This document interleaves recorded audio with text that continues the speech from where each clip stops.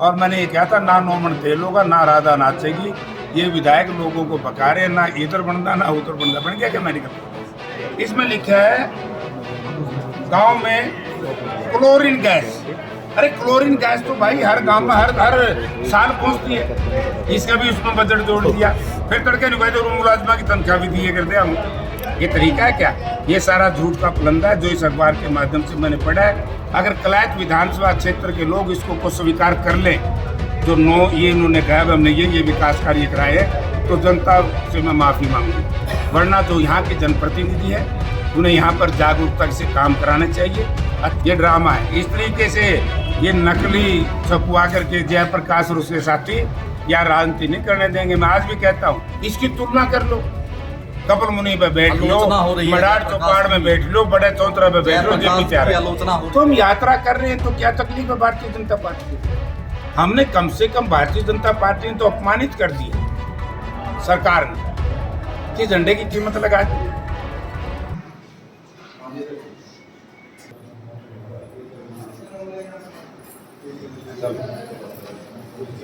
ना वो कोई दिखाएगा ना वो तो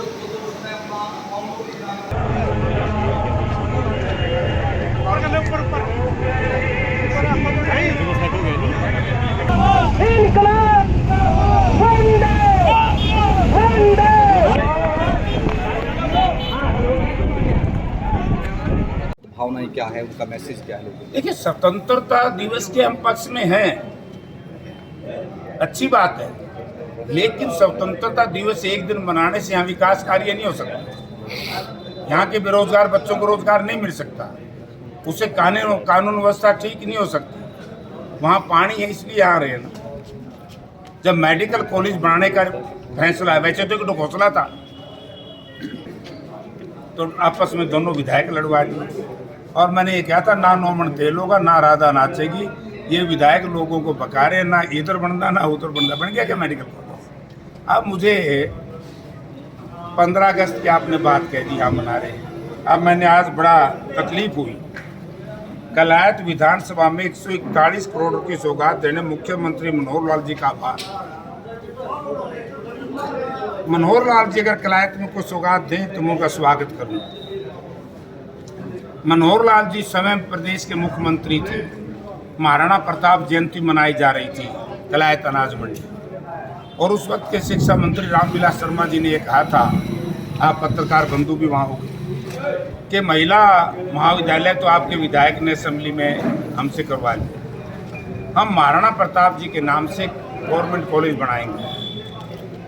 असली जो काम है महाराणा प्रताप जी के नाम से गवर्नमेंट कॉलेज फॉर बॉयज यहाँ बनाओ। बन गया क्या? क्या लिख दिया? राजौंद में सीवरेज प्रबंध के लिए एसटीपी बनाने के लिए 44 किलोमीटर रेलवे लाइन 50 करोड़। यह तो 5 महीने पहले आपकी यहाँ जो जनप्रतिनिधि उसको मालूम ही नहीं है। ये मैं मेंबर पार्लियामेंट था, एडमिनिस्ट्रेटिव अप्रूवल नहीं हुई, बल्कि इसके पैसे आ गए। एसटीपी प्लांट मैं बता दूं, इनको पता भी नहीं कहाँ बना है। एसटीपी प्लांट PWD&R की जमीन थी असंध रोड के ऊपर, वहाँ मैंने कार्य शुरू करवा दिया था। जहाँ तक सवाल है 34 करोड़ रुपए का वाटर सप्लाई का, इसके टेंडर में करवा करके गया उसकी ज़मीन के लिए, जहाँ पुरानी ओल्ड वाटर सप्लाई। सारे राजौंद इलाके को पता है। लोगों क्या इस तरह के विकास कार्य कराएंगे लोगों को झूठ बोल करके? तीसरा, शिमला पिंजूपुरा लांबा खेड़ी ढूंढवा कोड़का खरक पांडो तक पानी पहुँचाने के लिए भी। अरे भैया, ये तो 5 साल पहले की स्कीम है। अगर इन्होंने बनवानी थी 3 साल हो गए, सिर्फ फंड चाहिए। हरियाणा सरकार ने इतना भी कलायत हल्के के लोगों के साथ नहीं किया। पीने का पानी तो जो भी दातार होते हैं, जो लोगों की सेवा करते हैं, समाज सेवी, वो भी लगाते थे प्याऊ। हमारा प्रोजेक्ट तैयार है, आज तक 20 करोड़ रुपए उपलब्ध नहीं करा सके। क्या कराएंगे कलायत में लोग? तो आप सीधे जवाब मंत्री जी से पूछिए ना प्रधान जी। मैं मंत्री से क्यों, मुख्यमंत्री जी से पूछूंगा। हाँ जी, ये मंत्री की जिम्मेवारी हो, करवाए।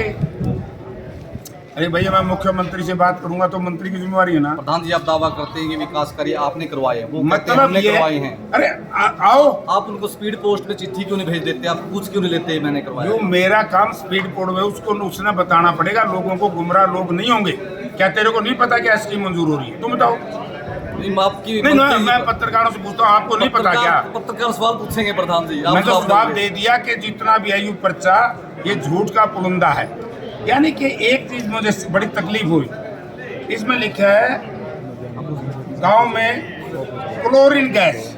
अरे क्लोरीन गैस तो भाई हर गांव में हर साल पहुंचती है, इसका भी उसमें बजट जोड़ दिया। फिर तड़के नहीं तो मुलाजमा की तनख्वाह भी दिए कर दिया। ये तरीका है क्या? ये सारा झूठ का पुलंदा है जो इस अखबार के माध्यम से मैंने पढ़ा है। एक भी विकास कार्य अगर कलैत विधानसभा क्षेत्र के लोग इसको को स्वीकार कर लें, जो ये इन्होंने कहा हमने ये विकास कार्य कराए हैं, तो जनता से मैं माफ़ी मांगूंगा। वरना जो यहाँ के जनप्रतिनिधि है उन्हें यहाँ पर जागरूकता से काम कराने चाहिए। अच्छे काम करेंगे तो मैं इस सरकार का स्वागत भी करूँगा। कॉलेज बनाए हम स्वागत करेंगे। अरे इन कामों में किया क्या है? ये ड्रामा है। इस तरीके से ये नकली छपवा करके जयप्रकाश और उसके साथी या राजनीति नहीं करने देंगे। मैं आज भी कहता हूँ, जो ये कार्य नहीं है, कलायत चाहे सब डिवीज़न बना हो, कलायत चाहे तहसील बनी हो, कलायत में सीवरेज, कलायत में वाटर सप्लाई, कलायत के इलाके में 5 माइनर, चाहे वो कपल मुनि माइनर हो, चाहे वो ये अपना शिमला माइनर हो, चाहे संडील माइनर हो जो बाड़ू से निकाला है, चाहे कैलरम गांव की रीमॉडलिंग का मामला हो, बाता माइनर की रीमॉडलिंग का मामला हो। यानी यार काम तो हमने कराए, हेड कलायत में हमने बनवाया, तुम्हें दूसरे लोगों को हम श्रेय कैसे लेने देंगे? वो करके दिखाए। अच्छा है, मेरी 2-3 मांग है जो मैं उस वक्त ये सरकार धोखा देगी लोगों के साथ, कि महाराणा प्रताप जयंती के ऊपर तो घोषणा करी थी कि नहीं करी थी? कपिल मुनि तट पर बैठ के बही मिला लो प्रधान जी। किससे मिला लें भाई? जिन्हें बही का नहीं मेरा क्यों है? तो यहाँ जब तक आप उनसे सीधा अपना हिसाब नहीं करेंगे, वो उनका धर्म है, वो अपनी किसी बात व्यक्ति कहेंगे। से कोई सीधा हिसाब नहीं करूंगा, मैं सरकार से करूंगा। और मैं नहीं करूंगा, सरकार से जनता करेगी। और हिसाब ये उन लोगों से भी लिए जाएंगे जो भारतीय जनता पार्टी के अंदर किसी न किसी ओहदों के ऊपर विराजमान रहते हैं। जनता उन सब से हिसाब लेगी कि आप अमुक स्थान पर थे, आपने उस वक्त क्या कराया।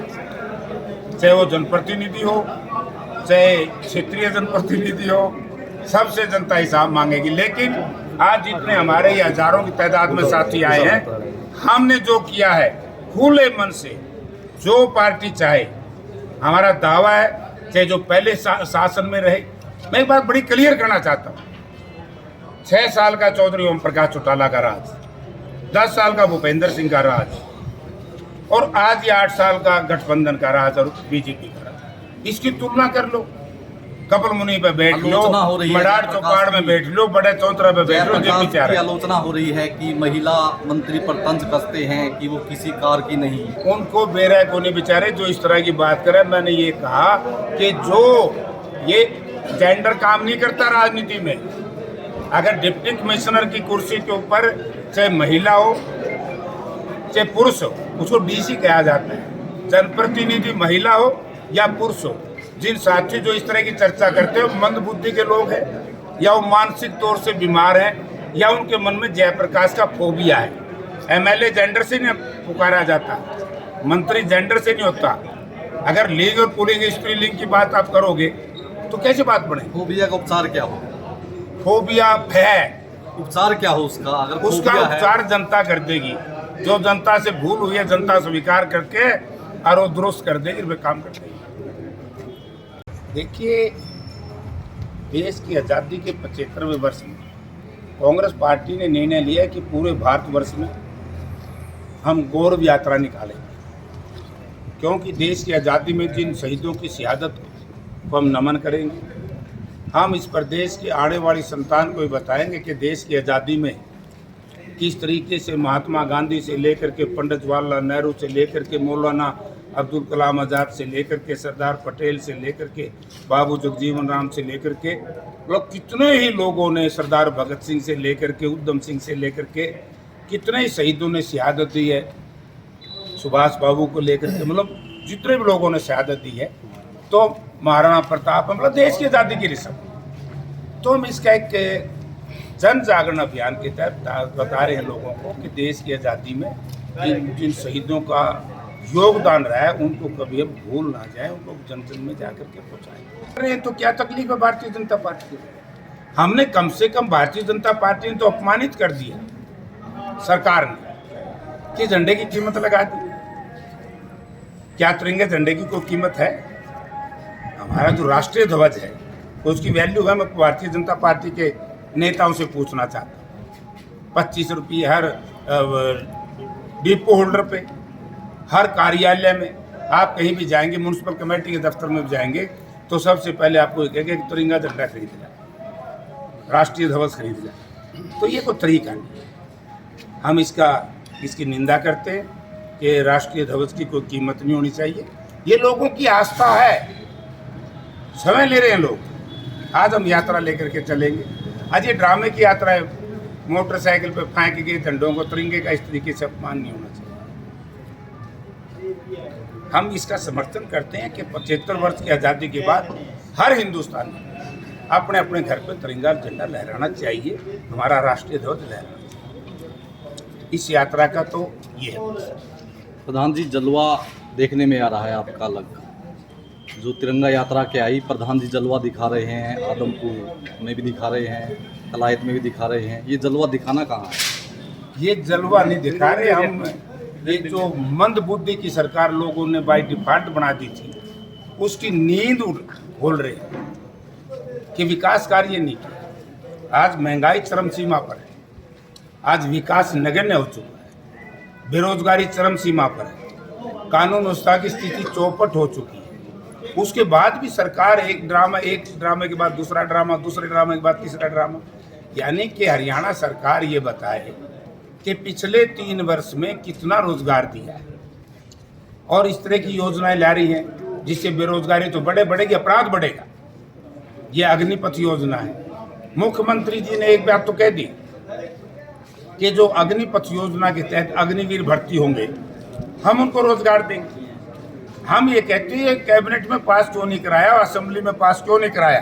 प्रधान जी, राजनीति में तो ये चर्चा है कि पूर्व केंद्रीय मंत्री जयप्रकाश तिरंगा यात्रा के माध्यम से आदमपुर में अपनी सियासी राहें तलाश रहे हैं, जलवा दिखा रहे हैं, अपना शक्ति प्रदर्शन कर ये रहे तो हैं। भारतीय जनता पार्टी के लोग ही कह रहे हैं, दूसरे दलों के लोग ही कह रहे हैं, लेकिन हम तो सच्ची असली देशभक्त है तो ये कांग्रेस पार्टी के कार्यकर्ता है। जलवा आदमपुर में था, आज कलायत में। मैं तो पूरे देश में, कल उचाना में हूँ, परसों जींद में हूँ।